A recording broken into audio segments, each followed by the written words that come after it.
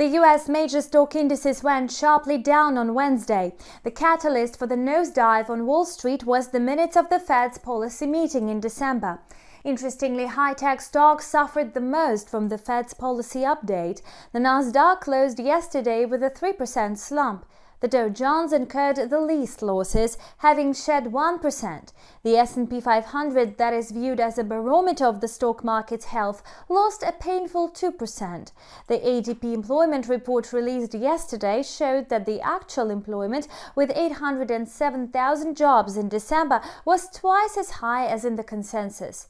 Oddly, even such upbeat data did not arouse optimism on the market. Yesterday, futures on the S&P 500 seemed to be ready to conquer a fresh historic high of 4,800 points. However, today the futures plummeted to 4,700. The index is expected to trade in the corridor between 4,660 and 4,740. As we see on the chart, the price declined almost to a 50-day moving average. What to expect from the S&P in the near future? Our experts suggest two scenarios. The index could rebound after yesterday's plunge or extend a further slide. The thing is that the market remains at high levels despite yesterday's decline. So what we are watching at the moment is the beginning of a large correction on Wall Street.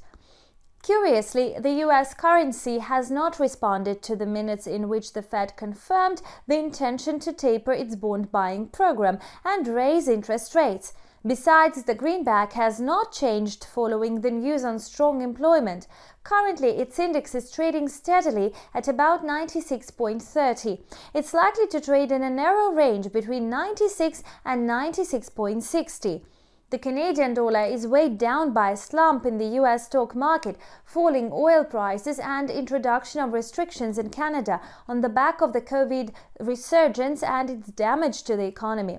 After a minor drop, the dollar versus Canadian dollar pair climbed again, supported by the Fed's minutes.